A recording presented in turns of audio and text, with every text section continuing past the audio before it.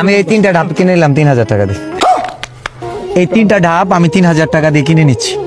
সাবাস প্যারোডি বানাই তাও নিতে পারো না এই ছাগল ওই লোক হাতিগুলা শহরের বাচ্চা।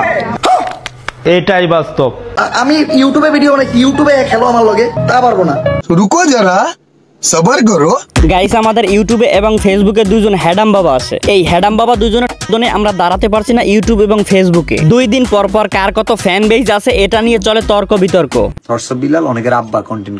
আরে যখন তখন এই দুজনের গালিগালাজও করে। কে কার আগে আইছে অনলাইনে, কে কার চুল ছিঁড়ছে, কে কার আগে কয় টাকা কামাইছে, এগুলো নিয়েই চলে তাদের ভিতরে কন্ট্রোভার্সি। ওমর তো ভাই বুদ্ধিমান ক্রিটিক্যাল মাল, ও তো আর বলবে না যে ও কয় টাকা কামাইছে। কিন্তু এই বোকাচন্দ্র হোয়াটসঅ্যাপ বেল্লাল তো বলে দিয়েছে সে কয় টাকা কামাইছে। গাইস একটা কথা মাথায় রাখবেন যে এখানে 5 আরতে আসেনি, 5 আটার সুযোগ নেই, যেটা সত্য সেটাই বলবো। এই guys I am Riyad speech, কি অবস্থা তোমরা সকালে কেমন আছো? গাইস বেল্লালের জীবনের সবচেয়ে বড় ভুল এবং টার্নিং পয়েন্ট ছিল তার ইনকামের কথা প্রকাশ করা। অনাকাঙ্ক্ষিতভাবে এই ইনকাম প্রকাশ করার পরও তার নিজেরই ভালো হয়েছে, কারণ ইনকাম প্রকাশ করার পরই তার জনপ্রিয়তা আরো বেড়ে গেল। আর এরপর থেকেই এই বোকা চন্দ্র শুরু করলো প্রমোট ব্যবসা, যেটা ছিল তার লাইফের সবচেয়ে বড় একটা ভুল ডিসিশন। কিন্তু ভাই আমি আমার জীবদ্দশায় দেখি নাই যে এই ভদ্রলোক ওমর অন ফায়ার কোনো একটা বাচ্চা ছেলেকে পর্যন্ত প্রমোট দিয়েছে। কাউকে সে এখন পর্যন্ত প্রমোট দেয়নি। সে হয়তোবা বুঝতে পারেনি যে প্রমোট দিলেই মানুষ বড় হয় না, কিন্তু এই ব্যাপারটা ঠিকই হোয়াটসঅ্যাপ বেল্লাল বুঝতে পারছে এবং বুঝতে পেরেই এই সুযোগটা সে কাজে লাগাইছে। Omar on fire and WhatsApp Bellal এমন একটা অবস্থানে এসে পৌঁছেছে যে তারা এখন অডিয়েন্স নিয়ে ঝগড়া কার্য করতেছে। আব্বাস আলী এগুলো নিয়ে ঝগড়া কার্য করার কি আছে? বেল্লালের চাইতে হয়তোবা ওমর অন ফায়ারের অডিয়েন্স একটু বেশি, এটা মেনে নিতে সমস্যা কি আমাদের? আরে না ভাই, এটা মেনে নেওয়া যাবে না। হ্যাডাম বাবাদের হ্যাডাম দেখাইতে হবে। আসলে হোয়াটসঅ্যাপ বেল্লাল এবং ওমর অন ফায়ার তোমরা যত বড়ই হ্যাডাম দেখাও না কেন, তোমাদের একটা বিষয় মাথায় রাখতে হবে যে অডিয়েন্সই তোমাদের শেষ ভরসা। আরে ভাই হ্যাডাম বাবারা, তোমরা একটা জিনিস খেয়াল রাখবা যে এটা রাজনীতির মঞ্চ না যে তোমরা এক দল আর এক দলকে ভয় দেখাবা। বস একটা বিষয় মাথায় রাখবা, অডিয়েন্স তোমাদেরকে ভালোবাসলে তোমরা হিরো, আর যদি ভালো না বাসে তাহলে তোমরা জিরো। দেখো বস এখানে সবাই অভিজ্ঞতা এবং ট্যালেন্ট দিয়ে টিকে আছে। তাহলে তোমরা কেউ বিচার করতে যেও না কে বড় এবং কে ছোট, এটা অডিয়েন্সের মাথায় ছেড়ে দাও। অডিয়েন্সই বুঝে নেবে যে কে বড় এবং কে সেলিব্রিটি হ্যাডাম বাবা। টাকা হলে পূরণ হবে মনোযত আশা। আরে ভাই কার কোন ধরনের অডিয়েন্স আছে, এগুলো কি অডিয়েন্স নাকি ভেড়া ছাগল মহিষ, তাও কিন্তু আমরা খুব ভালো করেই জানি।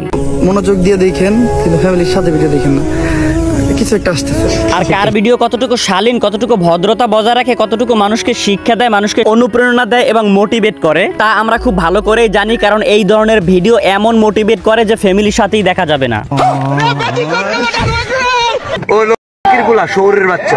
আর এই একজন আছে পীর সাহেব, মুখের ভাষা মনে হয় যেন যে কুত্তায় লেপটিয়ে দিয়েছে। ভাই এখন আর অনলাইনে ভালো কিছু নাই, এদের কাছ থেকে কিছু শেখার নাই। আপনি কাদের কাছ থেকে শিখবেন? যারা এইভাবে গালিগালাজ করে। এবং আপনি কাদের কাছ থেকে শিখবেন? যাদের ভিডিও ফ্যামিলি নিয়ে দেখা যায় না তাদের কাছ থেকে। একটা পাতার মধ্যে লাইন আছে 4টা।